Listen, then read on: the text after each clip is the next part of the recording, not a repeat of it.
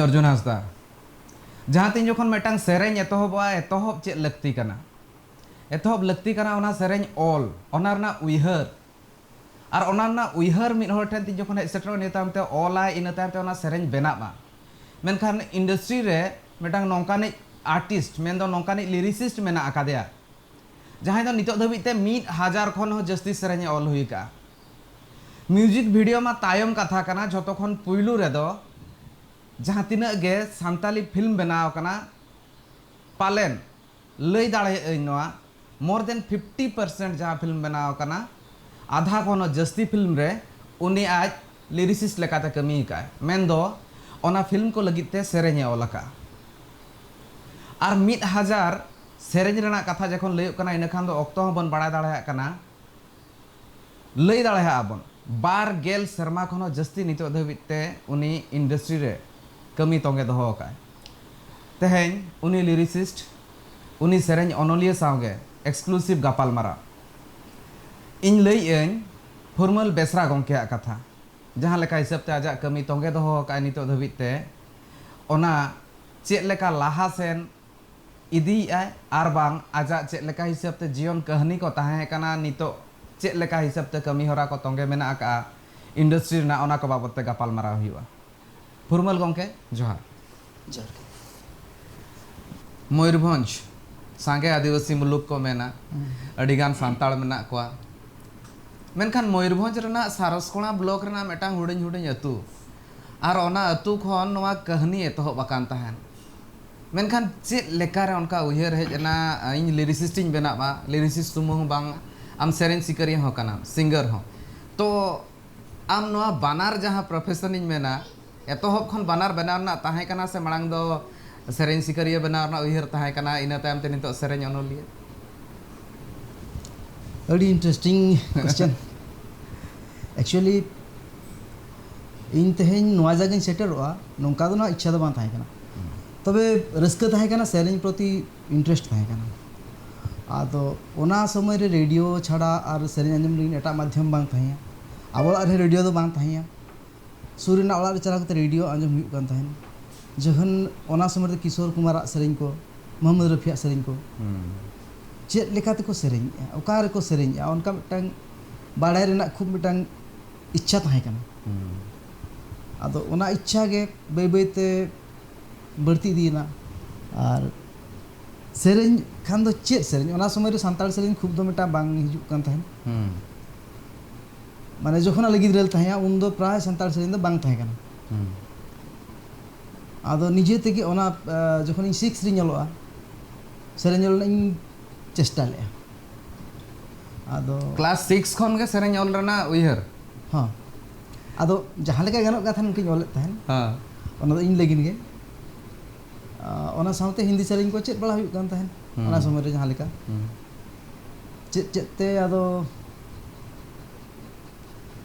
तायम जखन इन ñel किया बै बै ते सेणा इदीना स्कूल पर मैट्रिक जखन ñoloa इन ते दो नोडे हरिहर कला मंदिर बरपदा नोडे हिजु मिद दिन बरसिन हेजना सारोस कोणा खन बरपदा ओना समय रे बास कम गे ताहेन एनखान दो अडी नो ओका साल रना कथा कना ओका सहित रना मोटामोटी नोआ दो ना मोटामोटी 1990 लेका 90 परे 90 खन माने 2000 मांग रे ओना टाइम रेना कथा माने 1995 उनका लगना हां अदो 95 96 और जहां लका मेना क्लास 6 खन एतो बकान ताहेन ना मेटांग आरो नवा जगह रे ताहेन कना फर्स्ट तीन जखन आम मेटा सेरेंज एम ऑल केआ झोटो होड़ गे पाले अडिगान होड़ मेना को उनको बाडाय सना कोआ तो ओना पुइलु सेरेंज ओका कान ताहेन इन हो ओना गे खोज तलाश रिन ताहेन कना पुइलु सेरेंज ओका कान ताहेन और ओका काना मेनते नितो हो जुदी नेल हुई खान उनका मा अब उन लेखा जोखा बनू का तो ओना हिसाब ते नोआ दाराय तेगे इन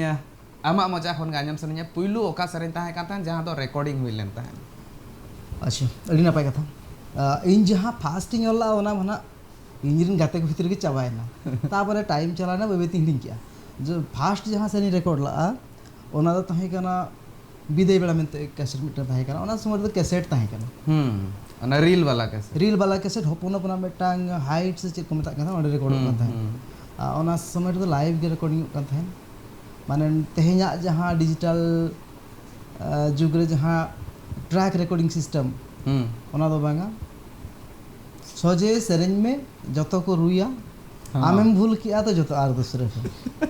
एडी क्रिटिकल ताहे मेटांग नवा जागरा ñere नोंका नितो रिन हर तो जहां लेका हिसाब नितो जो हर तो बन मेना नितो जहां तिना गे सेरेन सिकरिया को मना को उनको को बड़ाय दाड़ा को अड़ी गान टेक्नोलॉजी रे लासन मन चलाना अड़ी बेस कथा कना मेनखान ओना अक्तो रे तिना टफ ताहे कना तिना हारकेत ताहे ओना मेटांग नितो नोडे खन बड़ाय कना ओकारे ओना अक्तो मा बारीपदा रे बांग ताहे कान स्टूडियो बांग पाले कटक ताहे कना सेरेन रिकॉर्डिंग लिन कटक और बालेश्वर रे ओना समय रे ताहे कना मिटन गोल्डन स्टूडियो इनगे इनगे नाते कोलकाता है पुइलू फिल्म ओका कान ताहन जहां लगिन लिरिक्स और लगिन को अप्रोच लेट में ताहन फिल्म हिसाब तो लिरिक्स माना ओना मा तायम कथा कना मांग दो अब दो फिल्म दो जदी पुइलुम नेला एनखान दो फिल्म दो कान ताहन चरक चिकन और जहां हम लई क्या फास्ट ओका सनी रिकॉर्ड ला ओना दो ताहे कना बिदय बेड़ा उन जहां दो ओको साल उनका लिस्ट जान पहचान तो बांग ताहे कना जान पहचान बांग ताहे कना जाहु फर्स्ट टाइम गीता मैडम तकिन दियोते नारायण सरी गीता सिंह ओना समय रे टाइटल सेरेन गीता तकिन की सेरेन ला तेहेnya बिदय बेड़ा गापा खन दिन जहां ana choice international release na इन मेन एना फिल्म दो चोरक चिका ताहे कना फर्स्ट ओना रे लिरिक्स जतो के जतो सेरेन चोरक चिकन रे दो जतो दो बांग ताहे कना चोरक चिकन रे दो 4टी सेरेन ताहे कना ओका कितलांग इन्हो बड़ाय सावंदा सेरेन ला संगीन दिसम नवा पेड़ा मासांगे सेरेन ला इन्या खली खली दुलरते और ललई बन दिला ले मन चिकते ले में से दुलर दो चेक कना ओना कथा पुनिया सेरेन ले में से दुलर दो चेक कना आमा दुलरते के इनी कुंकीना बंदो बहा बंदो जनुम कना दुलड़िया को जीवी कना खली खली दुलरते इंदुनि आंधा लेना अमा चेतन रिमिल में दाते इंदुनि अतु लेना गिनी दिसो नावा पेड़ा ये नील को बोलो ये ना नोआ को बोर आजम काते मोने बड़ी जो काना पोरनिया जहाँ सगई सिंचा दो साउते ओना सगई दो हो सनई इन्हो आम साउते ललय बन दिला लय मन चिकते मोन रे आम लगी गौरत में ना कते गापालमारा नोका हुयु लगती कना चदा से जहां उयहर को मेना ओना को आरकटी कटन जगोआ उनदिना कथा को पुनिया जक सरेना कथा ले सदर के और पुनिया जग जहां सरेन ताहे कान ताहन अडिगान हड़ को बड़ा अकोय ओना सरेन का और जस्ती कतर को बड़ा अकोय ओना नि हीरो कना हीरोइन इदी कतन ओना को बड़ा गया को मेनखान कथा दो हुयु कना लिरिसिस्ट जहां ओना उयहर लेता न उना चेहरा सरेन और ऑल लेता न अडी मारंग कथा कना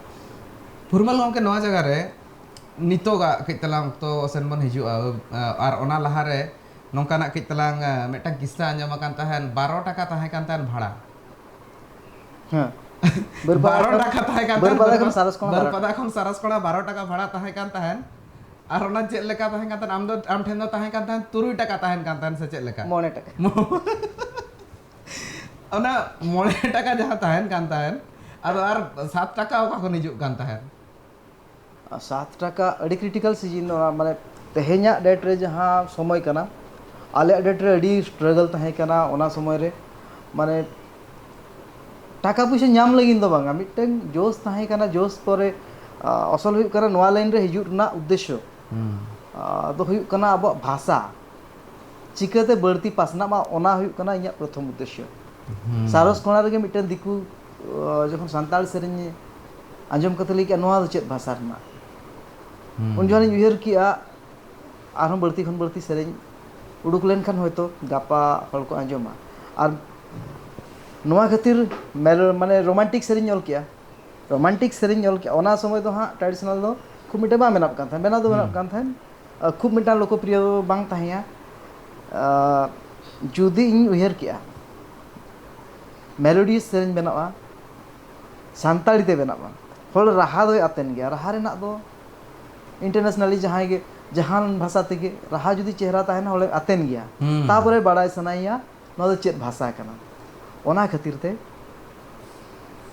रोमांटिक सेरें ऑल बना एहब के तेहेन धरि रोमांटिक सेरें ऑल के ओना रोमांटिक सेरें कोरनि किंग मा कान गया और नोआ जगह रे रोमांटिक सेरें किंग साव सावते नेल हुई खान दो सैड सॉन्ग्स ओना रे मा महारत मेना आका और ओना जहाँ एआई टाका रना ले तहन जहाँ एआई टाका रना बाम लई सदर ले एतो मोटो करा चेत एतो ताहे कान ताहेन अच्छा ओना ना स्टोरी ते चेत ताहे काना ओका खन नामे ताहेन ओना 7 टाका जहाँ ताहेन कान ताहेन ओकोय को आम चला ओना अक्तो खन को तिंगु लेन ताहेन बांग 7 टाका तो ना ओना भाड़ा ताहे कना नोडे चेत चिके कना ना कैश लई सदर ए आले इन्या तो ना झारखंड रे आर मिटन ओला मेना मुटुर खाम ओंडे खन डायरेक्ट हे कना हाडे को हानी ताहे कना आदो खबर दिया को नोडे हिजु हुआ ए फगुन रे सेरें ऑल हुआ हां रेकॉर्डिंग में ए फगुन रे सेरें ऑल हुआ हेजनी सेरें को ऑल बड़ा पोरे जखन ओला इन रुला लास्ट रे इंटरन हेजनी 50 टाका ताहे कना बुझु से 50 टाका ताहे कना आदो नोडे जम न्यू खर्चा बर्चा तेगे अना चावा के लास्ट रे 5 टाका सारे कना हां आदो ऑल हुई कती रुला चिकेते 5 टाका मेना तिया अब जहाँ को ताहे कना ओना समय रे नुना पैसा तो बांग ताहे कना कोय ठनो जो तो हल गे माने अड़ी क्रिटिकल परिस्थिति नितोगा समय रे हाँ जहाँ के को हिजु कान तमन नावा कोला आको जहाँ लेका को डिमांड आ ओना फुलफिल लेन चेष्टा ओना समय डिमांड दो बांगा जहाँ न्याम के ओना गे आमा चंदन दा सावन दा ओना कहनी रे ताहे कान ताहेन कोई खना चंदन दा ते को चेले का गोड़ो गपड़ो कातेन पैसा कौड़ी गोड़ो गपड़ो कातेन ननका आदो ओना नोंका है ना जो तो हल गे निजरा बाजार रे ताहे कते मिटे फैमिली चलाव दो हाँ अड़ी कष्ट कान गे ताहेन आर ना म्यूजिक लाइन खन जहाँ पैसा नामो कान ओना समय रे ओना दो ना बांग लेका गे तापरे इन ओला इन चला चिकते जदुदा ताहे कना चंदन दा सावन दा आदो ओका सेन खनो बइन नाम दाले खन चिकेना आले ठेना मिटन बस चला तहन सुर जटाव को लगे टाइम ताहे कना आदि मितक 9 टाका मेना तिया तेहन ओला इन चला चलो चंदन दा हा मेटांग आजा साइड ताहे कान का हिसाब ते गलमारा ᱧᱚᱜᱚᱜ ᱠᱟᱱ ᱛᱟᱦᱮᱱᱤᱧ ᱟᱨ ᱵᱟᱝ ᱚᱠᱟᱨᱮ ᱤᱧ ᱟᱸᱡᱚᱢ ᱞᱮᱫ ᱛᱟᱦᱮᱱᱤᱧ ᱪᱚᱱᱫᱚᱱ ᱫᱟ ᱱᱚᱣᱟ ᱮᱠᱡᱮᱠᱴᱞᱤ ᱞᱟᱹᱭ ᱠᱟᱜ ᱥᱮ ᱵᱟᱝ ᱟᱸᱡᱚᱢ ᱞᱮᱫ ᱛᱟᱦᱮᱱᱤᱧ ᱩᱱ ᱡᱚᱠᱷᱚᱱ ᱛᱮ ᱟᱠᱚ ᱚᱱᱟ 2 টাকা ᱜᱚᱲᱚ ᱠᱟᱛᱮᱱ ᱦᱚᱸ ᱦᱮᱡ ᱥᱮᱱ ᱦᱩᱭ ᱠᱟᱱᱟ ᱢᱮᱱᱛᱮ ᱱᱚᱜᱼᱚᱭ ᱱᱚᱣᱟ ᱤᱫᱤ ᱠᱟᱛᱮᱱ ᱦᱚᱸ ᱤᱧ ᱟᱸᱡᱚᱢ ᱟᱠᱟᱫ ᱱᱚᱣᱟ ᱚᱱᱟ ᱚᱠᱛᱚ ᱨᱮᱱᱟᱜ ᱢᱟ ᱱᱚᱣᱟ ᱮᱴᱠᱮᱴᱚᱬᱮ ᱛᱟᱦᱮᱸ ᱠᱟᱱᱟ ᱱᱚᱣᱟ ᱤᱧ ᱠᱟᱹᱡ ᱛᱟᱞᱟ ᱟᱢ ᱴᱷᱮᱱ ᱠᱷᱚᱱ ᱠᱚᱱᱯᱷᱟᱨᱢᱮᱥᱚᱱ ᱦᱟᱛᱟᱣ ᱥᱟᱱᱟᱧ ᱠᱟᱱᱟ ᱪᱮᱫ ᱱᱚᱝᱠᱟ ᱡᱟᱦᱟᱸ ᱛᱤᱥ ᱦᱩᱭ ᱞᱮᱱ ᱛᱟᱦᱮᱱᱟ हुई कना ओना दो अड़ी जुर के हुई कना चेदा मासे जखन स्ट्रगल पीरियड कम थान इन नोडे नोआ जगह सेटर रे एक तो मंगल हंसदा रविंद्र सोरेन सुकापुडन हाँ तापरे बनु किना गाते कोड़ा मिटें ताहे कना भुक्तु हंसदा और मिटें रिटायर्ड टीचर बाघराय टुडू उनको को गड़ो गपड़ो ते तेहन नोआ जगह जखन जखन ओला रे पुइसा ओला रे मा सपोर्ट बांग थाहे कना से एमा मा ओका खन हो एमा मा ओका खन ओला रे तो सपोर्ट बांग थाहे कना गिदरे गपा नोआ लाइन रे चला तिंग मा कारण ओना लाइन उन जुखान दो नोआ लाइन रे दो कैरियर दो बांग थाहे कना नितो जहां लेका हां मेना नितो दो मिटें गिदरे जुदी ठीक ठाक कमी किया एनखान मोटामोटी कैरियर दाड़े आए उनजन मा पुइसा ᱧᱟᱢ ᱨᱮᱱᱟᱜ ᱵᱟᱝᱢᱟ ᱮᱢ ᱨᱮᱱᱟᱜ बास बड़ा जम कि आम ᱧᱩ कि आम ताहे नोआ दो मिटा रस्का लेकना कथा जोश तेगे खाली जोश ते और समाज सेवा लेकन कथा एकाल ओना अक्तर ताहे कना नोआ चेक लेकाते मेना आका छारा पासना हुई ओनागे एकाल गापाल मारा मा तोंगे ताहेन गया हुडिंग माछा जीरो ना ऑक्तो हुई कना निया तायम ते तीन जोखन ना गापाल मारा हुई ओना अक्तर ना इंडस्ट्री दी कतेन गालमारा हुई पाले मेटांग स्टेटमेंट जहां मेना ओना इदी कतेन अड़ी लेकाना कुकली रकाब दाड़ा हुडिंग माछा जीरो तायम ते सनाम कोगे सगुंदरा मा रिन सलाते मेना आकादिया फुरमल बेसरा गोंके फुरमल गोंके मेटांग मारांग नितोगा कुकली मारांग चिंता और मेटांग स्टेटमेंट हो नोंका आम ठेन खन आजम ले ताहेनि नोआ जहां फुरमल बेसरा के लई सदर का ओना दो अडिगान होड़ लगी ते मे बी मेना को कितना कंट्रोवर्शियल नोआ दो स्टेटमेंट हुई को पालन आधान मेना को नोआ कितना मने रे हो बाधा को बुझाव दाड़ा तीन जखन इंडस्ट्री मेन हुई कना ओना दो फिल्म इंडस्ट्री के हुई मा नोआ कथा लई का मेटा फिल्म बेना मा बहा इंडस्ट्री नोआ दो फिल्म इंडस्ट्री नोआ दो इंडस्ट्री एल्बम इंडस्ट्री जहां कना ओना दो इंडस्ट्री मेंटेन आजा मने बाय मना आज बाय मना मेंते फुरमल बेसरा के लई सदर ले थाने गंके नोंका दो चेदा इन्या उयर तो एल्बम इंडस्ट्री दो ओकार हो रियान जमा जहां तिनंग गे इंडस्ट्री में फिल्म इंडस्ट्री एल्बम इंडस्ट्री मेंते तो चल बुझो music video album music video सुमुंग ते दो अब सिनेमा इंडस्ट्री तो बांती में ओना दो एंटरटेनिंग लिंग जस्ट वो बनाया आर्टिस्ट मिटे सिनेमा रे डेब्यू मांग रे इन्या उयर ते जहां ना व्यक्ति तो उयर कंतिया सिनेमा रे मिटे आर्टिस्ट डेब्यू लिगिन ओना मांग रे आजा बॉडी लैंग्वेज को चेदा एक्सप्रेशन चेदा ओना खातिर जस्ट मांग रे एल्बम रे कमी दरकार का ट्रेनिंग क्लास का एज ट्रेनिंग है आदो इना टाइम ते ओने एक्सप्लोर आए हां इना टाइम ते चला आए फिल्म जहां नितो बन नेलिया उन दिन हो जहां बेनाब कान ताहेन ओना खन मारांग कथा हुई कना नितो हो किछि गान फिल्म बेना लगती कना और ओना खन जस्ती हुई लगती कान तान बांग बेनाब कना चेत एटकेटोणे को नितो गा ऑक्टोरे मेना आकार उन दिना ऑक्टोरे चेत एटकेटोणे को ताहे कान तान मेटा फिल्म बेना लगे एटकेटोणे दो नित हो मेना एनांग हो ताहे कना नितमा मेना गया तबे नितो दो आर्टिस्ट को नामो कना आर्टिस्ट बाको नामो काते एनहो बळती सिनेमा बेना कान ताहे नितो जतोय ताहे काते हो अब सिनेमा बांग बेना कना एल्बम बळती बेना कना एडी दुख रना कथा सिनेमा बळती बेना दरकार मालांग मा अब कोड कलम रे सांताली सिनेमा में तो बांग नामो कान तान जखन अबिन सेंसर नितो दो ना हो गानो कना एनहो बाबो बेनाया एडी दुख रना कथा मालांग दो जखन बेना कान ताहेन आदिवासी फिल्म हाँ उनका कथा माने स्पेसिफिक संताली बांग ताहे कना नितो दो किंतु स्पेसिफिक माने सांताली सिनेमा मेनते मोटामुटी मेंशन कना नोडे आर मिटांग मारांग सनाम होड़ लगिन ते इन्फॉर्मेशन हुआ काड़ो कुइली नोआ फिल्म अडी मारांग हिट ताहे कान ताहेन चोरक चिकन में मिटांग उना मारांग मेगा हिट कान ताहेन नतेम काड़ो कुइली नितो धबित ते उना गे मारांग हिट ना ओनारना लिरिक्स हो फुरमल बेसरा गोके एमका किन तो नोय नोआ मिट लेकाते नेल हुई खान दो जहां सेरेंज को मेना ओना दो म्यूजिक वीडियो सुमुंग लगिन दो बांगा आज तो अकिन दो अड़ी जस्ती फिल्म लगिन होकिन कमी का नोआ मेटा अड़ी मारांग कथा कना साव सावते फिल्म नितो बारे ऑक्टो उना बांग बेना कना ओना मेटा जस्ती एटकेटोणे ना कथा मेनते ना फॉर्मल के लई सदरे नोय नोआ नितोगा ऑक्टो रेना मेटांग मारांग कुकली हो नोआ सावते हिजुक कान गया बांग बेनाब कना बांखान दो बाको सर्वाइव दाड़े जहां तिना गे मेना अब इंडस्ट्री बाय सर्वाइव दाड़े मेने को संताली इंडस्ट्री बाय सर्वाइव दाड़े जदि फिल्म बाम बेनाबा मेनखान ओना हिसाब ते नितोगा मारांग एटकेटोणे जतो खन चेदम बुझावया चेदा से अडिगान होड़ मेना का को बजट रेना एटकेटोणे मेना का बजट तायम ते आर चेद एटकेटोणे को ताहन कना बजट ना मा डेफिनेटली मिटा एटकेटोणे कना बजट मार्केटिंग हुई कना मेन प्रॉब्लम अब जहां तिनंग बजट बो लगाव किया मार्केट खम राकाबा चिकेते ओना हुई कना असल कथा जहां खातिर अपन प्रोड्यूसर को बाको रिपीट दाड़ा कना जहां बिन बनाव किया ओना परे नेक्स्ट बना लगी नि चिंता हुईया पैसा चिकते राकाबा पैसा राकाब लेखान आरो मांग से मांग ana पैसा राकाब प्रॉब्लम हो कना एबिन बुरु कोचा कुड़ी मिटे ताहिया फिल्म जहां रे डगर तकिन डेब्युला बुरु कोचा कुड़ी हिट परे हो ओना पैसा राकाब के निथ हो मोटामुटी छोटो मार्केट रे चला कन गया इना परे आरो मिटें किन बनाला लखन सोरेन तकिन प्रोड्यूसर किन ताहिया उनकिन सेकेंड फिल्म परे थर्ड फिल्म धना आवरी बनावा चिंताय आकिन माने मिटें प्रोड्यूसर उनका मिटें परे मिटें जदी बनाव इदी ताबना एनखान दो अब सिनेमा इंडस्ट्री बै बैते मांग से चला और शौकते जहाँ मिद धा बनाव के पोरे उनिया पुइसा मा रकाब लेना एनखान दो ना चिकते और मांग से मार्केटिंग मेटांग एटकेटोणे और ओना साथे और चेत एटकेटोणे को नितो अक्तो रे नेलो कना जुदी बोन मेनखान दो जहाँ तिना बोन टेक्निकली तिना बोन केटेज आकना मेनते माइको या गंके टेक्निकली तो जाओ दो आबोरिन कोला बाको ताहे कना भुवनेश्वर खन टेक्नीशियन टीम को हिजुक कान ताहेन बाखान ओडे नितो दो आबो संताल हपन जतो दिखते एज ए कैमरामैन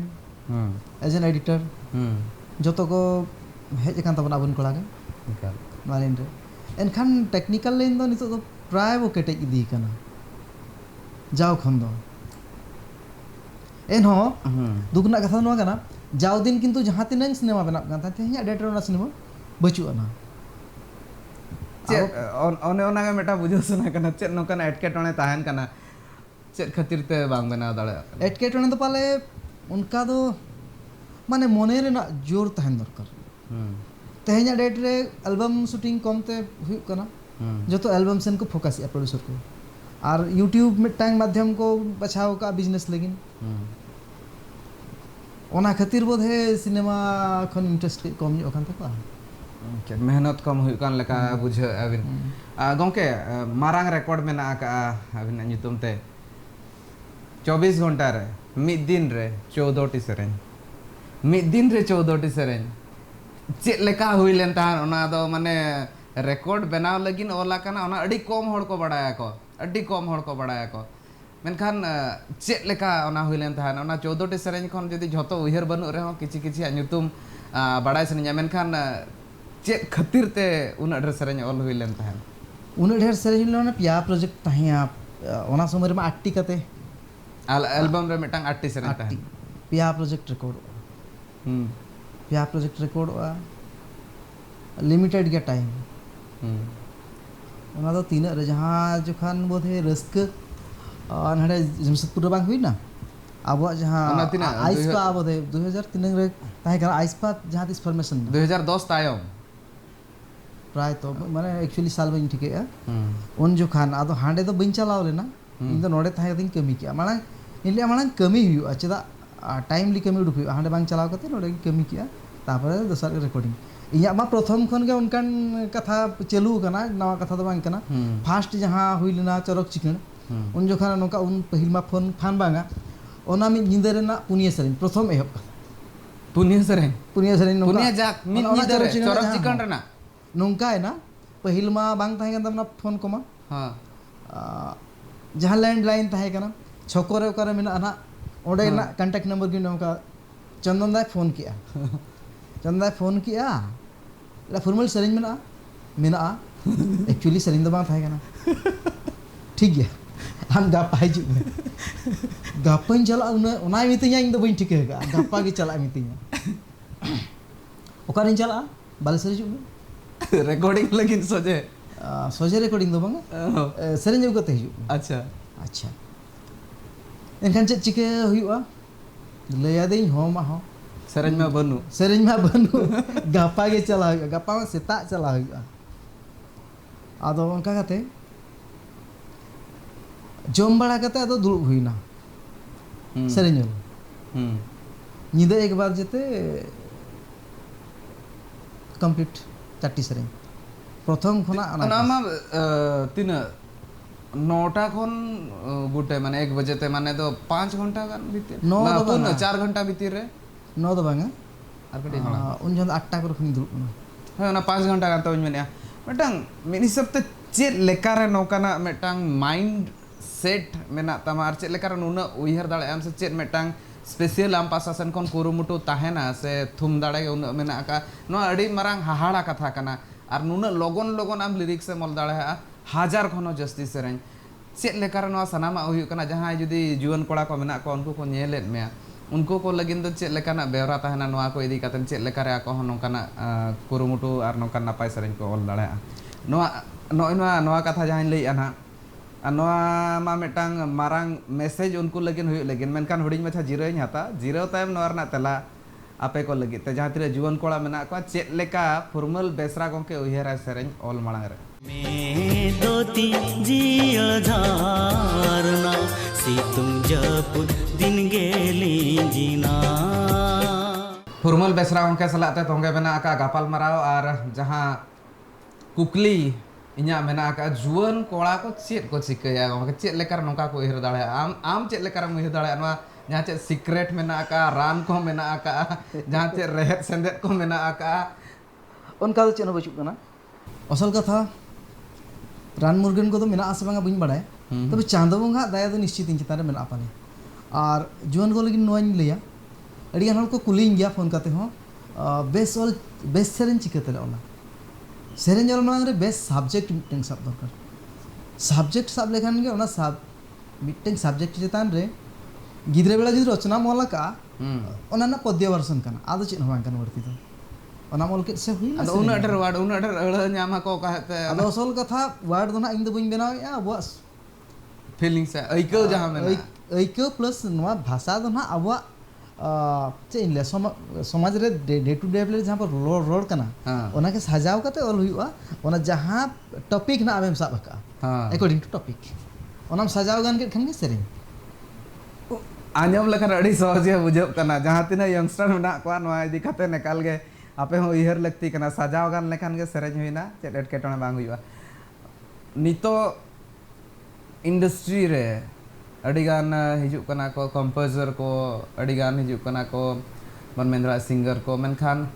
आमी ऑल टाइम फेवरेट कंपोजर को ताहाय कना नितो धबिते म्यूजिक डायरेक्टर कंपोजर को ताहाय कना एक्चुअली नेल लेखान मा हाँ पहल खन मा कंपोजिशन जहाँ से जहाँ म्यूजिक माने सेरेन रहा बनाव कमी तेहन धरी जहाँ तीन सेरेन बनाव का इन तीन बनाव का तबे जहाँ ना अरेंजर चंदनदा सिंगरे सोरेन तापर नितोगा टाइम रे थॉमस मेनाया थॉमस बास्के और मोहन हंसदा उनको कहते खान दो माने इन चेद इन खोज कना उनको को बुझाव ᱧᱟᱢ और ओना लिका सेरेन चेद रे खोज कना ओना सेरेन ना डिमांड सा को फुलफिल दाले अरेंजमेंट को उनको को कना उनको आते कमी मोटा मोटी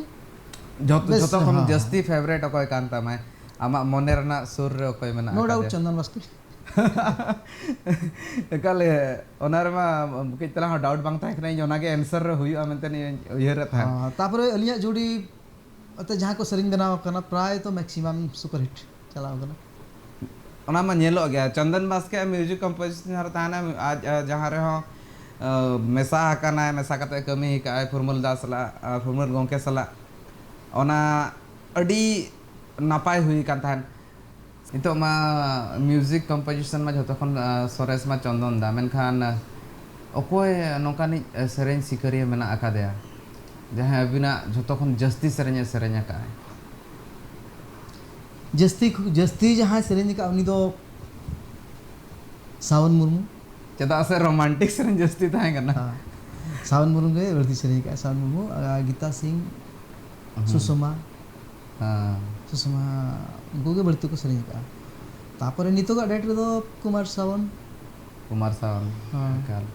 सावन खन कुमार सावन आम सला दो ना सावन जपड़ा मेना का सावन दो पाले ओना nya nyutum sama जोड़ाव लेन खान पाले ओना को nyutum सेरेन बेस माने नो डाउट भाई को कमी कना अब जहाँ तीन यंगस्टार भितर रे अने इन्या सेरेन रेना जहाँ डिमांड जहाँ लेका वेरिएशन को उनको कहते भगी गानों कना भगी को गान कना तो भगी को गान दाड़े कना जहाँ nya सेरेन डिमांड को तहन कना रहा जहाँ वेरिएशन तहन कना है नोआ मा हिसाब ते ना सेरेन इदी कतन मा गपाल माराव ना तोंगे मेना का गया इंडस्ट्री दी ते ना गपाल माराव हुयु कान गया मेनखान तालारे नोकान अक्तो ताहे कना पाले एथोब रे नोकान अक्तो हो ताहे कना जहाँ मेटांग लिरिसिस्ट बना सिंगर बना स्ट्रगल साव सावते कथा हो अडी गान को आंजम हुयु गया अडी गान तो आमा उनकाना टफेस्ट टाइम जो तखन हारकेत रना अक्तो जहाँ इनके तला ना सोझे दरा कुकली नोइन धोया ओना अक्तो रे जस्ती हारकेतेम बुझावे ताहेन से जहाँ तीन जखन हड़ को जस्ती आम इदी कातेन हो रोड तहन को बड़ी ओना बड़ी एम बुझे तहन स्ट्रगलिंग आम लगिन हारकेत तहन से होड़ को कथा हॉल को कथा तो तेन धरी बई अंजम का हॉल तो ना गान रहम रोल गया बाम गान रहम रोल गया तबे ओना को खोन मांग चिकतिन चला ओना ताहे ना चिंता और हारकेत मा अड़ी हारकेत माने स्टार्टिंग टाइम रे ताहे नी तो जहां लगा यूट्यूब जमाना हुई कना मिटेंग सेरेंज बनाव पर ब्रॉडकास्ट लेकिन बांग चिंता हुई कना सो जे यूट्यूब में चे ओंडे अकाउंट खुले गता अपलोड का में हड़ को अंजमा आले समय रे जहां ताहे कना मिद धाव रे 7टी खन 8टी सेरेंज बनाव हुई आमा फर्स्ट टाइम देन ओना ब्रॉडकास्ट चिकते हॉल धरी सेटरवा ओना ताहे कना जतो खना मुश्किल व्यापार ओना एटकेटणे को नितो दो मुचे रकना आम यूट्यूब में मेने तहन नोआ रे दो यूट्यूब रे दो फिल्म करना दो फ्यूचर बनु आमे मेन सोदर तहन में धा यूट्यूब रे दो फ्यूचर मेना आमेन तो इन दो बई बुझोया चेदा यूट्यूब दो हा जस्ट फ्री ऑफ कॉस्ट ते प्रमोशन ना माध्यम कना ओंडे खन अर्निंग दो तीनन प्रतिटी सेना प्रोड्यूसर जहां में नेलेट कुआ उनको आको को बाड़ाया रियली तीनंग इनकम हुई कना और कोई इनकम का उनिया तो भाग्य ना लोटेरी कते किसनो और यूट्यूब खन अर्निंग कते चला से प्रोडक्शन चला अड़ी गान यूट्यूबर को अड़ी सो को भले देनकान मूवी और सरी कथा लईते जदी ओको को अड़िसवा ओनार दो चेंज चिकी बांगा स्टेटमेंट कना मेन इन पालन ना उनको ना मिसबते ओना को उहर गया ना को मिसबते नेल खान बर बांगा इन्या जहां उहर मेना का नितो मेटा प्लेटफॉर्म फ्री प्लेटफॉर्म में प्रोवाइड कर को नोआ खन मारंग कथा चेन बांग हुई दड़े इन नो नाñ मेने नोआ इन्या उहर कना आमेम लेले तहन सेरेंज जहां मेना का ओना दो सेमी ट्रेडिशनल दो चेक कना हड़ी मारंग कुकली नेलते सेमी ट्रेडिशनल को दो बनु आमे मेना सेमी ट्रेडिशनल दो चेक कना ट्रेडिशनल कना बांखान मॉडर्न कना आदो इन दो होला हुई मेने तन तेहन मेने सेमी ट्रेडिशनल ते चेना जिनिस तो बचुआ अब तो ना तो कमर्शियल वे तो बनाओ का लक्ष्य तो तब चिकेते बेस व्यू और यूट्यूब खन जहाँ उड़ंग अर्निंग ठीक है ट्रेडिशनल तो ना ट्रेडिशन माने तो चेत जहाँ अबुआ ट्रेडिशन सला मेन दो अरिचली सला जहाँ सेरेंज को जपड़ा मेना जेमन हुई कना दोंग लागने झिक डंटा को एमान को जहाँ तीन काराम सेरेंज हुईन हेड़ेट सेरेंज हुईन ओना को दो अब ट्रेडिशनल कना ओना दो राहा खन गे ठिका और दोंग एने जखन तो लागने बबिन रु दाड़ेया ओना को दो ट्रेडिशन कान तबना ट्रेडिशनल अब अरिचली सला जपड़ा कना और जखन अब सेमी ट्रेडिशनल बो मेनिया सेमी ट्रेडिशनल हुई चिकाते अबिना उहर तो हुई दाड़ेया इन ओना बुझाव सनिन कना सेमी ट्रेडिशनल पाले नोय ना खातिर को मेना को सेमी ट्रेडिशनल दो नोआ कना तुमदा टमाक हो मेना का और तलारे ना गिटार हो साड़े कना मन दो इंस्ट्रूमेंट करना मिक्स कना ओना हिसाब थे पाले इंस्ट्रूमेंट ना मिक्स ते दो हां ट्रेडिशन दो बांग कान ताबना तुमदा टमाक साड़े कना ओना खातिर ते सेमी ट्रेडिशनल पाले राहा मॉडर्न गया ओना खातिर ते को हां तो राहा खन गे ठिका ओका दो दोंग रहा ओका दो लागने रहा बाखान सेरेंज माना अब सानताल सेरेंज कन गया पाखा पखी जतो गे ना रोमांटिक वर्ड गे लगाप करना चाहे दोंग सेरेंज रे चाहे लागने सेरेंज रे किंतु ओना राहा खन गे हा ठीक कना ना दो लागने रहा नोआ दो दोंग रहा बीटिंग खन ठीक कना नोआ दो तुमदा गे साड़े कना टमाक गे साड़े कना बीटिंग खन ठीक कना ओना तुमदा रू से टमाक रू ना जहां रिदम बीट ओडे खन गे ठीक कना ओते हना अतुरे बाहा को ने कना ओडे दो ना ओका बाय लिया तुमदा से टमाक साड़े कना मेनते ओडे दो दोंग को ने कना पाले ठीक है ओना है कना ट्रेडिशनल जहां आंजम ते बिन बिन बुझो किया आदो जखन अब कमर्शियल सेलिंग को आंजमया किछु चेर इन लिया नागपुरी से भोजपुरी ना ठीक बिंदी दाड़ा कना माने रांची सना जहां रू को उनका लेकना रू साव अबुआ ओना दो मिक्सिंग कना जहु ओना था एंटरटेनिंग बखरा के सेमी ट्रेडिशनल मेनते तो बांग मेता खान जोतो खना बेसो इन लिया पाले जहां तिनंग अब मेकर को मेना को तबोना ओना ट्रेडिशनल सॉन्ग मेनते बांग ओल लेखन से सेमी ट्रेडिशनल सॉन्ग मेनते बांग ओल लेखन जोतो खना नापाय चिदा सेरेंज आंजम ते को टिका दाड़े कना अदो चेक को लाना को मेना संताली मॉडर्न सॉन्ग उनका बांग मॉडर्न सॉन्ग तो बांग संताली सेरेंज ओल लेखन गे चेक असुविधा संताली सॉन्ग जवाय में एकदम जहाँ तीन एटकेटोणे तहां कना ओना मिद लेकाते नोआ एटकेटोणे ना मिटा डाहार ओडोकना सोल्हे ओडोकना ओना दो ना फुरमल गोमके पासा सेन खन सोल्हे माने दो उनी मिद हिसाब ते मिने नोंका बोन दाड़ेया बोन आजा सजेशन कना साराम हड़ को लगित ते आर तीन जखन सेरेंज रेना कथा लई हुयुक कना ओना इदी काते तीन जखन गापालमारा तोगे मेना आका नितोगा ऑक्तो रे अड़ीगान सिंगर मा को हिजुक कान गया लिरिसिस्ट को हिजुक कान गया तो अड़ बाछाव सिलेक्शन ऑफ वर्ड्स चेक लेकान हुयुक लगती कना मिद होड़ा लगती जनी हुयुक लगती कना मेनखान आम तीन जखन फिल्म लगिन सेरेंज को एमामा आम लगिन तीन चैलेंजिंग तहना ओना को करा फिल्म लगिन सेरेंज दो नासेना दो चैलेंजिंग थाना चिदा फिल्म लगिन सेरेंज जखन मोला डायरेक्टर साला मांग डिस्कस हुयुक चेक कना सीक्वेंस चेक कना सीक्वेंस तापरे ओना ओका जगह रेकिन सेरेंज कैरेक्टर ओकोय कना को चेक लेकान सेरेंज कना ओना को सानाम किछु ये कातेन एंते रहो 5 घंटा रे 9 घंटा रे ओडोक कान तहन गे पुनिया गान सेरे नितो तीना गान आर सेरेंज ऑल रना उइहर मेना का 1000 खन 10000 आदो इच्छा मा मेना मांग सेन नोआ साहित्य अउरी ठाके दो भुर सेरेंज बांग ठाके दो तबे प्रोड्यूसर को दया डायरेक्टर को उइहर तहन दरकार प्रोड्यूसर को मा अनकाते मेनखान दो नितो भुर तो जतो खन जस्ती आम ठेन को अकोय सेरेंज ऑल हजो का मेनखान प्रोड्यूसर को कने जस्ती सेरेंज आम ठेन खन किरिnya का उनका मन हा ठीक धरा मा बइन दे दाड़े कना मांग दो ना मांग में सोजे कंपनी लिन गो गमी कान थान तापरे जखन कैसेट जुग चाबायना सीडी हेजना सीडी जखन स्टॉप है ना आदो ओना समय दो जतो गे आले दोले स्टॉप है ना इवन चंदनदा सावंदा माने नवा टेक्नोलॉजी है नवा टेक्नोलॉजी जखन हेजना हे माने दो हठात दो बांग हेजना जतो स्टॉप चाबायना साइलेंट चाबायना तापरे यूट्यूब जखन हेजना यूट्यूब रना दूसरे जखन इन बैक किया ना मिटन चेरना बारना सेरेंज आमो यूट्यूब गदर को बड़ा ना माने यूट्यूब रे फ्यूचर बनवा आमे मेने नोडे के चला यूट्यूब रे तो फ्यूचर तो बनु ना तो बिन लेया इन मेन सनाई कना अब यूट्यूब तो ना 3 दिन तहना 3 दिन बांग तहना ना तो ना भेगर कथा मेनखान फिल्म दो पर्दा रे हिजु दरकार फिल्म दो जहां लेकिन जहां राइट प्लेटफॉर्म कना एग्जैक्ट पर्दा रे गे नेल लेखान तो यूट्यूब रे तो फिल्म दम नेला ठीक गया गान दो गानों गया इखन जहाँ चेन लिया ऑफिस रे चलाव कते धरो मिटेंग जीपी ऑफिस में चलावे ना सरपंच सिग्नेचर चरमा जीपी ऑफिस में जाम कते उनिया बखान जहाँ रे जाम ले रहो सिग्नेचर में दाड़े जहाँ जगह रे जहाँ जिनिस शोभा ओना खान दो नपाय इया मेन दो ना कना और यूट्यूब हो अड़ी भगी जिनिस कना नवा जहाँ तिनंग टैलेंट को लगिन नवा जहाँ टैलेंट को कान ताबोना समांगते उनको भगी सुजोग को नामेआ ओना माध्यम ते आकुआ जहाँ प्रतिभा मेना ओना पासनाव लगिन अब बनेल दाड़े कना एकाल के तो ओना कथा लेन मेना फुरमल बेसरा उनके यूट्यूब रे दो जहाँ नवा को हिजु कना उनको और जहाँ को बई बईते एक्सपीरियंस हुई दी कना फिल्म सेना को सेनोमा और प्रोड्यूसर्स को लगिते नवा मेटा चैलेंजिंग मिमिदा ताहेना मेनखान कथा हुई कना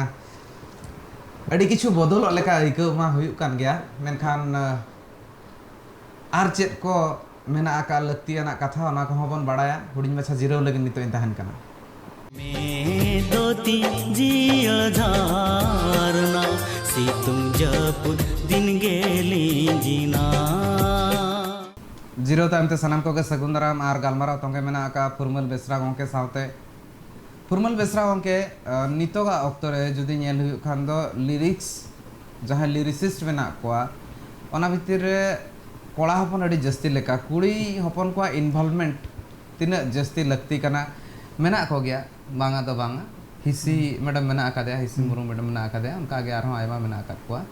आयमा उतर मा बइन मेन दाड़े लेखा सीट मेना को अड़ी कम मेना कोआ तो ओना हिसाब ती मेन उनको का इन्वॉल्वमेंट तिना लगती कना आर मेटा कुकली हुई दोया मेटा सीमा तिना चेत लेका हुयु दरकार मेटा लिरिक्स ती जखन को ऑलया जहां वर्ड मेना जहां अड़ मेना ओना ना बाउंड्रीज चेत हुई लगती कना आदो असल कथा हुई कना जहां दरी सेरेंज बोलया ᱟᱵᱚ ᱴᱷᱤᱠᱟᱹ ᱫᱚᱦᱚ ᱫᱚᱨᱠᱟर ᱠᱟᱱᱟ ᱚᱠᱟ ᱫᱚ ᱦᱟᱸᱜ ᱢᱟᱱᱮ ᱳয়ার্ড ᱤᱫᱤ ᱠᱟᱛᱮ ᱵᱷᱟষᱟ ᱤᱫᱤ ᱠᱟᱛᱮ ᱠᱟᱹᱡ ᱱᱚᱞᱮᱡᱽ ᱛᱟᱦᱮᱱ ᱫᱚᱨᱠᱟর নিশ্চিত ᱱᱚᱞᱮᱡᱽ ᱛᱟᱦᱮᱱ ᱫᱚᱨᱠar ᱛᱚᱵᱮᱭᱮᱱᱟ ᱥᱮᱨᱮᱧ ᱵᱤᱱ ᱚᱞ ᱫᱟᱲᱮᱭᱟᱜᱼᱟ ᱟᱨ ᱚᱠᱟ ᱠᱟᱛᱷᱟ ᱥᱚᱢᱟᱡᱽ ᱨᱮ ᱨᱚᱲ ᱜᱟᱱᱚᱜᱼᱟ ᱵᱟᱝ ᱜᱟᱱᱚᱜᱼᱟ ᱚᱱᱟ ᱠᱚ ᱠᱟᱛᱷᱟ ᱢᱟᱱᱮ ᱥᱛᱷᱟᱱ ᱠᱟᱞ ᱯᱟᱛᱨᱚ ᱡᱟᱦᱟᱸ ᱠᱚ ᱞᱟᱹᱭ ᱠᱟᱜᱼᱟ ᱫᱤᱠᱩ ᱛᱮᱠᱚ ᱞᱟᱹᱭᱮᱜᱼᱟ ᱚᱱᱟ ᱫᱚ ᱦᱟᱸᱜ ᱵᱟᱲᱟᱭ ᱫᱚᱨᱠar ᱛᱟᱯᱚᱨᱮ ᱱᱚᱣᱟ ᱡᱟᱦᱟᱸ ᱥᱮᱨᱮᱧ ᱠᱟᱱᱟ ᱱᱚᱣᱟ ᱤᱫᱤ ᱠᱟᱛᱮ ᱥᱚᱢᱟᱡᱽ ᱟᱹᱭᱩᱨ ᱠᱮᱫ ᱞᱮᱠᱟᱱ ᱠᱟᱛᱷᱟ ᱥᱚᱢᱟᱡᱽ ᱤᱱᱥᱯᱟয়াᱨᱚᱜᱼᱟ ᱢᱟᱱᱮ ᱥᱳᱥᱤᱭᱟᱞ ᱪᱮᱛᱟᱱ ᱨᱮ ᱚᱱᱟ ᱵᱮᱰ ᱤᱯᱷᱮक्ᱴ ᱡᱮᱢᱚᱱ ᱟᱞᱚ ᱧᱩᱨᱩᱜ ᱢᱟ ᱚᱱᱟ ᱥᱮᱨᱮᱧ ᱨᱮᱱᱟᱜ ওয়ার্ড ᱠᱚᱛᱮ ᱚᱱᱟ ᱠᱟᱹᱡ ᱠᱷᱮᱭᱟल ᱫᱚᱦᱚ ᱦᱩᱭᱩᱜᱼᱟ ᱠᱤᱪᱷᱩ ᱠᱤᱪᱷু ᱥᱮᱨᱮᱧ ᱱᱮᱛᱟᱨ ᱦᱤᱡᱩᱜ ᱠᱟᱱᱟ ᱫᱤᱱᱜᱮ ᱵᱟᱦᱟ ᱥᱚᱦᱨᱟᱭ ᱞᱮᱠᱟᱢ ᱵᱩᱡᱷᱟᱹᱣᱟ ᱡᱟᱦᱟᱸ ওয়ার্ড ᱠᱚ ᱮᱱᱛᱮ ᱵᱟᱝ ᱢᱮᱱ ᱜᱟᱱᱚᱜ ᱞᱮᱠᱟᱱ ওয়ার্ড ᱠᱚᱦᱚᱸ ᱵᱚ ᱵᱮᱵᱚᱦᱟᱨᱮᱜᱼᱟ ᱥᱮᱨᱮᱧ ᱨᱮ ᱚᱱᱟ ᱠᱚᱜᱮ ᱧᱮᱞ ᱧᱚᱜ ᱞᱮᱠᱷᱟᱱ ᱡᱚᱛᱚ ᱠᱷᱚᱱᱟᱜ ᱵᱮᱥᱚᱜᱼᱟ ᱥᱚᱢᱟᱡᱽ ᱨᱮ ᱡᱮᱢᱚᱱ ᱵᱮᱰ ᱤᱯᱷᱮक्ᱴ ᱧᱩᱨᱩᱜ ᱠᱟᱱᱟ ᱛᱚ ᱢᱮᱱ ᱮᱛᱟᱱᱤ ᱠᱩᱲᱤ ᱦᱚᱯᱚᱱ ᱠᱚ ᱤᱱভᱚᱞভᱢᱮᱱᱴ ᱦᱚᱸ ᱠᱩᱲᱤ ᱦᱚᱯᱚन ᱠᱚ ᱤᱱভᱚᱞভᱢᱮᱱᱴ ᱦᱮᱡ ᱫᱟᱲᱮᱭᱟᱜ ᱠᱷᱟᱱ ᱢᱟ ᱟᱹᱰᱤ ᱱᱟᱯᱟᱭᱚᱜᱼᱟ ᱚᱱᱟ ᱫᱚ ᱡᱮ ᱡᱷᱟᱨ ᱪᱮᱛᱟᱱ ᱨᱮᱜᱮ ᱟᱨᱦᱚᱸ ᱡᱟᱹᱥᱛᱤ ᱦᱤᱡᱩᱜ ᱞᱟᱹᱠᱛᱤ ᱠᱟᱱᱟ ᱟᱨᱦᱚᱸ ᱡᱟᱹᱥᱛᱤ ᱦᱤᱡᱩᱜ ᱞᱟᱹᱠᱛᱤ ᱠᱟᱱᱟ ᱱᱤᱛᱚᱜ ᱢᱟ ᱵᱟᱹᱪᱩᱜ ᱠᱚ ᱞᱮᱠᱟ ᱡᱟᱦᱟᱸ ᱛᱤᱱᱟᱹᱜ ᱞᱤरिᱥᱤᱥᱴ ᱢᱮᱱᱟᱜ ᱠᱚ ᱛᱟᱵᱚᱱᱟ ᱯᱨᱟᱭ ᱵᱟᱝ ᱞᱮᱠᱟ હિસી મેડમ જહાના હિસી મુર્મુ મેડમ ઉનીના લેકાતે प्रोफेशनल दो उनी तो म्यूजिक डायरेक्टर कना लिरिक्स होकिन ऑल गया मेनखान प्रोफेशनल लिरिसिस्ट हाँ रना लगती मेना मेना हाँ अड़ी मारांग नितोगा चिंता कना सेरेन जहां ओले आए उनी मेटा सावता सुसरिया लेका नेल दरकार आजा जहां सेरेन कना ओना हिसाब ते होड़ को इंस्पायर वाको आको मिद लेकाते मेटांग जुदी मेनखान बोन हुल सेरेन को हुइना आंजम लेखान मने रे उना गे दिल दाड़े हिजुआ उनकाना कथा कना आर मिमिद पास रे नेल हुआ नौका लिरिक्स मेना का जहां इदी कातेन कुड़ी समाज रिन कुड़ी हपन को लाजा पढ़ा हुई चो आको लाजा पढ़ा कना को तो नोआ जगह रे हुई कना नॉय नोआ को जहां लिरिक्स मेना आर बा नौकाना जहां ऑल हुई कना ओके मेन ऑल हुई लेन ताहन चेदा दिनसरा मिधा उयहर कुड़ी हपन को चेतान रे मिधा आइकबा उनको को चेतान रे किछि गान अड़ जहां मेना आर बा जहां लेकाते ऑल या को गाबान या को नोआ को तीना जथाथार चेक लेकाना ऑर्सोंग मा कुछ बड़ी बजाब कान लेका हो आइकब गया निश्चित ओना दो बड़ी तो ना बड़ी ऑर्सोंग दो बजाब गया ओना के समाज रे बड़ी ऑर्सोंग बजाब का खन ओना दो डिपेंड आ मिटे लिरिसिस्ट चेक बोलेया ओना सेरेन होयतो व्यावसायिक भित्ति ते दो हां ठीक गे चला कना किंतु समाज चेतान रे ओना इम्पैक्ट चेक ताहन कना ओना को नेल दरकार बोना समाज ना अब फॉलो बोना ओनाते आबा कर्तव्य हुई दरकार जहां को सेरेन को बोला समाज लेगिन जदि बेस बइन दाड़िया कना समाज रे बड़ी समाज बड़ी लेकान से समाज হয় उनका कथा के समाज रे जेमन बड़ी ऑर्सोंग ᱧᱩᱨᱩᱜ लेकान कथा को तो बांग ऑल लेखान के भागी अब तो बेस सेन बो उहिरा बेस सेन बो इदिया इनि खन नापायबा अड़ी लेकाना कथा ने मेन के लेका बातोड़ा कथा को उनका जदि व्यवहार आलो हुई मार अमित हिसाबते मानाव बाताव माको मेनखान नितो धबित ते हो जदि नेल हुई खान नोआ बांग मुचाद दाड़ा का नोआ इदी कथा चेक लेका मुइहरेआ आदो जतो हर जदि बो सचेतन जहां तिन लिरिसिस्ट को मेना को ताबना आर बाखान जहां को प्रोड्यूसर को मेना को उनको यूजुअली जदि आको नेल ᱧᱚᱜ कते को करावा माने सोशली चेक नो हा बैड इम्पैक्ट पड़ा दाले नोआ को वर्ड रे उनको जदि को सिंसियर ᱧᱚᱜ लन खान को ना को मुचाद कानो मेन आम हम आइकव या नोआ तो समाज चेतान रे कज बड़ी ऑर्सोंग बजाव ᱧᱚᱜᱚᱜ कान गया नोआ इदी कथा निश्चित और मेटांग मुचाद कुकली खाली दोहया आम रिन जहां तिना गे फैन मेना को उनको को लगिन ताम पासोसन कोन बेवरा और नोंकाना कथा इन बड़ाय सनिन कना इंडस्ट्री चेक लेकाते लहा सेन चलाव दाड़ा नोआ रना मानतार चेक कना आम पासोसन कोन चेक सजेशंस को ताहन इंडस्ट्री मांग ते चला रेना मानतार मा इन माना भई बाड़ाया तो जहां तिना गानो गकुलिया को मेना को जहां ओना इदी कते को चिंता भावना तबना निश्चित जहां मिटिंग हर तो मेना गया जतो इंडस्ट्री जखन भई को बिजनेस या आबो चिदा बिजनेस उड़िया सिनेमा इंडस्ट्री खाली ओडिसा रे को व्यापार तको ज्ञानरो कान गया आबो मा तिनन ओडिसा मेना आंशिक झारखंड में ओडिशा झारखंड वेस्ट बंगाल आसाम त्रिपुरा किसिगा बिहार हो मेना को गेतावना उन हल मेसा काते जुदी बो मेसा काते माने उन मारंग बाजार ताबो एनखान निश्चित तो प्लानिंग करते बनाव लेखान ठीक ठाक प्लानिंग लेखान पाले जहाँ लेका लॉस ते को चला करता प्रोड्यूसर को ओना तो बांग हुआ आप चिंता फुरमल उनके कई तलान में आमरिन जहाँ तिना मेना को फैंस को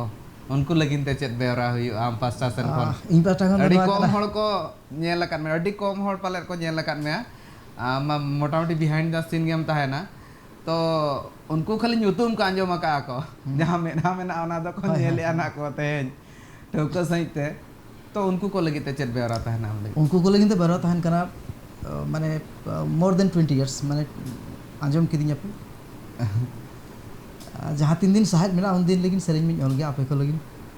चेहरा आसाइन चेहरा चेहरा सेरेंज ओला जाओगे आंजम तोन पे और आपे दुरर इंगरे नोका के तहे को मा जाओगे और नापाय सेरेंज आंजम तोन पे नापाय सेरेंज आंजम लेखान नापाय सेरेंज बनावा और बड़ी सेरेंज जुदी बढ़ती बो आंजमा बड़ी सेरेंज बनावा